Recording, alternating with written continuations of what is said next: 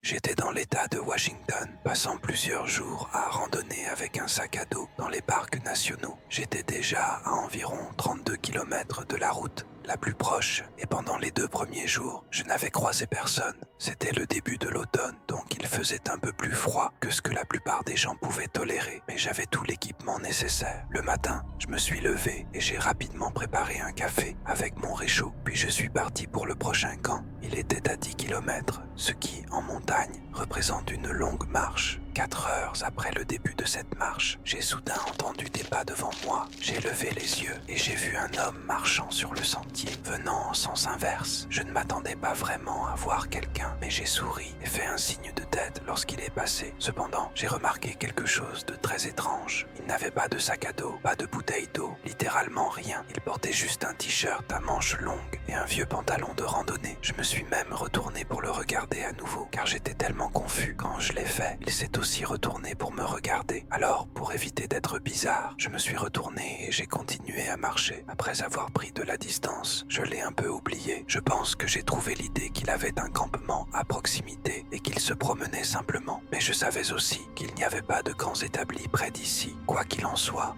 je n'ai pas trouvé cela intéressant à penser. Les heures suivantes ont été difficiles, mais j'ai fini par arriver à mon campement. Il était vide, avec juste un petit espace pour ma tente. Ce n'était pas aussi bien que je l'avais espéré. La vue était censée être bien meilleure, mais depuis le campement en soi, il n'y avait pas vraiment de vue. Tout était couvert par les arbres. Tout le campement donnait l'impression d'être en pleine forêt plutôt qu'au sommet d'une montagne. J'étais à juste titre épuisé et je me suis immédiatement mis à monter ma tente, puis à me détendre en regardant le coucher du soleil. Alors que j'étais assis là, j'ai soudain entendu un bruit de bruissement derrière moi. Je me suis retourné et j'ai été complètement stupéfait de voir cet homme que j'avais croisé plus tôt. Il n'avait toujours pas de sac à dos ou quoi que ce soit. Mais ce qui était encore plus déroutant, c'est pourquoi il était à ce campement. Il marchait dans la direction opposée lorsque je l'ai vu pour la première fois. Et pour qu'il soit ici maintenant, il devait avoir fait demi-tour juste après m'avoir croisé. En arrivant au campement, il ne m'a pas regardé, comme s'il faisait exprès de prétendre que je n'étais pas là ou qu'il ne me voyait pas. Il est allé de l'autre côté de la petite zone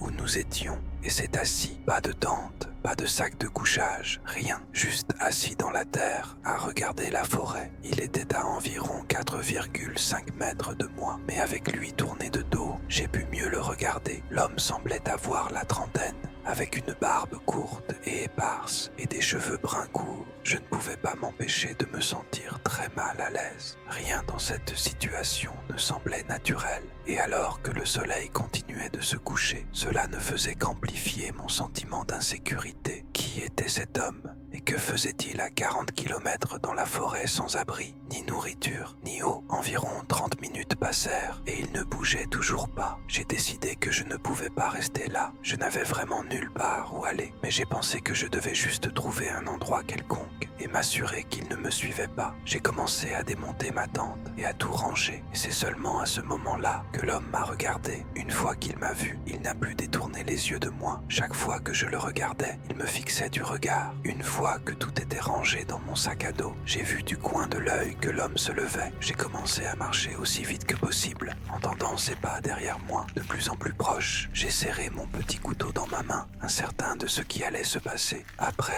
1 minute, je me suis retourné plusieurs fois, voyant qu'il me suivait encore, mais qu'il s'éloignait de plus en plus. J'ai alors pris un risque et quitté le sentier pour entrer dans les bois. Il faisait maintenant complètement noir, alors j'espérais qu'il ne me verrait pas et continuerait simplement de marcher. Une fois à environ 6 mètres dans les bois, je me suis penché derrière un arbre et j'ai attendu. 30 secondes plus tard, ses pas sont descendus sur le sentier, mais juste avant de passer, il s'est arrêté. J'ai regardé sa silhouette dans l'obscurité, regardant autour de lui, comme s'il savait que je n'étais plus sur le sentier. Puis, il a commencé à crier, essayant de paraître amical, ce qui rendait cela encore plus troublant. Après 2 minutes, il a cessé de crier, mais au lieu de retourner au campement, il est allé directement dans les bois de l'autre côté du sentier. Sa silhouette a disparu et la forêt est devenue silencieuse. J'ai dû rester là plus d'1 heure avant de finalement me lever. et de repartir. J'ai forcé mon corps à continuer et j'ai sauté le campement suivant juste pour être en sécurité. Lorsque je suis revenu en ville, j'ai déposé un rapport au poste de police local. Ils ne m'ont jamais recontacté. Je ne sais pas si cet homme vivait là-bas ou s'il essayait de voler ou d'enlever des gens, voire les deux, mais j'ai eu de la chance de m'en être sorti quand je l'ai fait.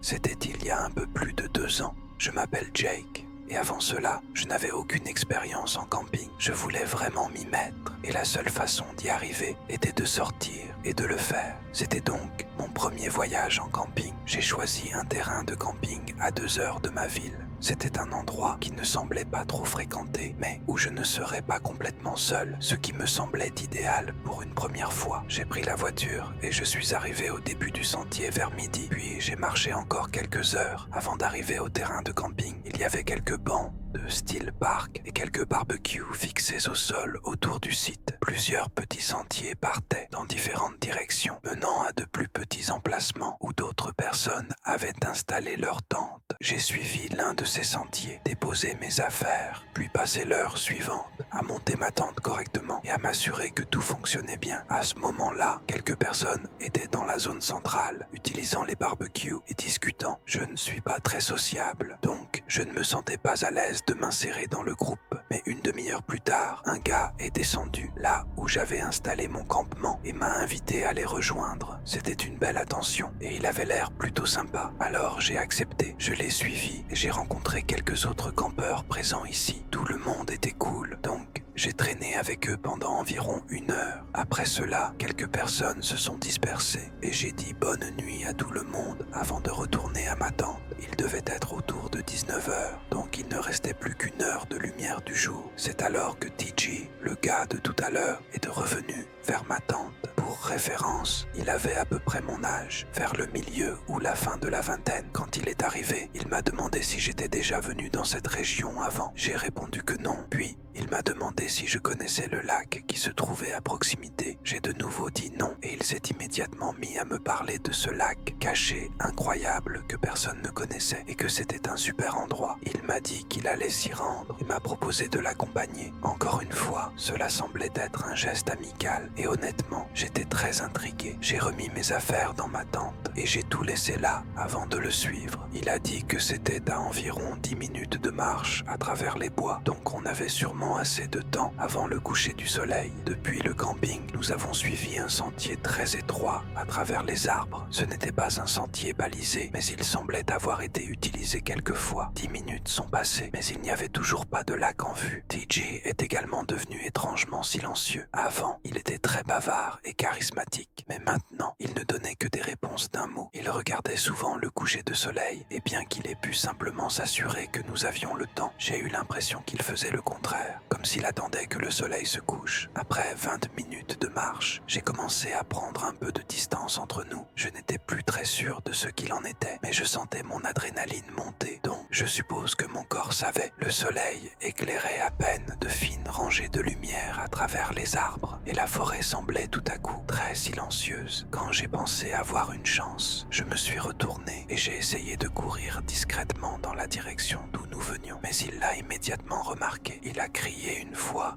d'un ton amical, comme s'il jouait encore le rôle de mon ami, mais il a rapidement commencé à crier de frustration, tandis que je l'entendais courir derrière moi. Il y a eu probablement 1 minute entière où il criait et me poursuivait à travers les bois avant que je n'entende ses pas ralentir. Puis, j'ai entendu un bruit métallique derrière moi, assez fort. Je me suis retourné une fraction de seconde et j'ai vu ce qui ressemblait à un couteau rebondissant contre un arbre à quelques mètres de moi. J'imagine que c'était sa dernière tentative pour m'arrêter. Après cela, je l'ai perdu de vue. Je suis retourné vers les autres campeurs et j'ai essayé de leur expliquer ce qui venait de se passer. L'un d'eux a appelé la police pour moi. TJ, ou quel que soit son vrai nom, n'est jamais revenu. En fait, tout le monde a dit qu'il était déjà là quand ils sont arrivés et après avoir cherché un peu, il n'avait même pas de tente. Il m'avait probablement ciblé parce que j'étais seul et qu'il savait que je n'avais pas beaucoup d'expérience en randonnée ou en camping. Heureusement, je n'ai pas eu à découvrir ce qu'il avait prévu pour cette nuit-là, parce que si ça avait été le cas, je ne serais probablement pas ici pour en parler. L'année dernière, je passais quelques semaines dans le Montana.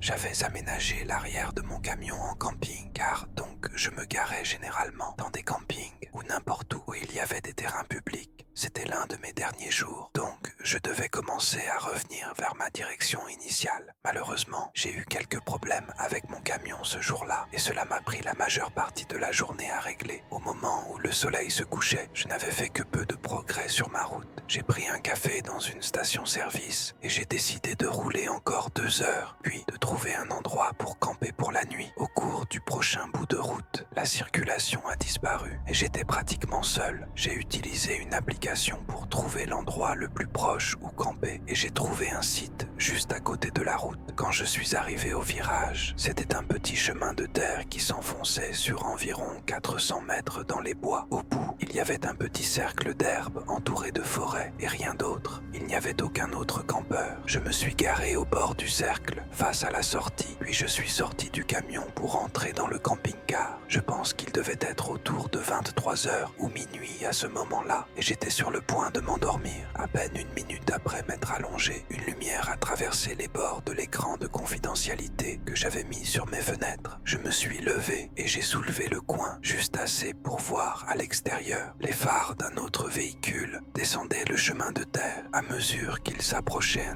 et arrivaient à la fin du chemin, ils ont ralenti puis se sont arrêtés. Il semblait qu'ils m'avaient vu et qu'ils ne voulaient peut-être pas camper au même endroit, mais au lieu de faire demi-tour, ils sont restés là, au bout du chemin. Je pouvais voir que c'était un camion assez vieux, avec de la rouille sur le pare-choc avant, mais les phares étaient trop lumineux pour que je puisse voir grand-chose d'autre. Puisqu'ils étaient toujours sur le chemin, leur camion faisait face directement à moi, bloquant la seule sortie. Quelque chose me paraissait bizarre. C'était juste un pressentiment, je suppose. Mais après quelques minutes où ils restaient là, j'ai su que je ne pourrais pas dormir ici. J'ai plié mon lit et me suis levé avant de pouvoir quitter le camping-car et entrer dans mon camion. Une de leurs portes s'est ouverte. J'ai jeté un coup d'œil dehors par la fenêtre. Ils avaient éteint leurs phares et 2 hommes étaient sortis du camion, se tenant dans l'obscurité. Ils ont commencé à marcher vers mon camping-car et je pouvais seulement voir le contour de quelque chose qu'ils tenaient dans leurs mains. J'ai couvert la fenêtre à nouveau et j'ai écouté leurs pas se rapprocher. Ils essayaient d'être silencieux, marchant prudemment autour de mon camion jusqu'à ce qu'ils s'arrêtent soudainement. C'était comme s'ils savaient soudainement que j'étais éveillé. « tu pourrais nous aider, on a juste besoin d'indications. Tu peux ouvrir. » J'étais terrifié maintenant et d'après leur voix, je pense qu'ils étaient ivres ou quelque chose du genre. Donc, je n'avais aucune idée de ce dont ils étaient capables. J'ai jeté un coup d'œil furtif par une des fenêtres et j'ai vu un des hommes juste à côté de mon camion, tenant une espèce de pied de biche ou une masse, enfin quelque chose de similaire. Cela confirmait leurs mauvaises intentions, mais je n'avais toujours aucun moyen de m'échapper sans sortir du camping-car et entrer dans mon camion. L'un d'eux s'est approché de la porte, raclant quelque chose contre elle et appuyant dessus, essayant clairement de l'ouvrir. Je ne sais pas pourquoi, j'essayais encore d'être silencieux, comme s'il ne savait pas que j'étais à l'intérieur, mais j'ai appuyé mes jambes contre la porte, essayant de la maintenir en place. Puis, soudainement, un coup de feu a retenti, mais il ne venait pas des hommes, il venait de plus loin dans les bois environnants. Les 2 hommes se sont arrêtés un instant, puis ont sprinté vers leur camion. En moins de 30 secondes, ils étaient partis. Je ne savais toujours pas ce qui venait de se passer, mais je savais que si je devais partir, c'était ma meilleure chance. Je me suis précipité hors du camping-car et suis monté dans mon camion. J'ai rapidement regardé autour de moi en démarrant le moteur, mais je n'ai vu personne dans les bois. Celui qui avait tiré, j'ai pris la route et roulé jusqu'à une aire de repos relativement fréquentée. Ça m'a pris 1 heure. Ce qui s'était vraiment passé là-bas est sujet à débat. Honnêtement, je pense que par miracle, un chasseur ou quelqu'un qui campait était à proximité et a vu ce qui se passait, donc il a tiré un coup de semonce pour me sauver. Vu à quel point j'étais éloigné de tout, c'est tellement improbable que je ne peux pas l'affirmer avec certitude, mais c'est la seule explication que je peux trouver. Si cela ne s'était pas produit, mon camion et mon camping-car seraient probablement listés anonymement sur Craigslist en ce moment et je ne serais probablement jamais revenu.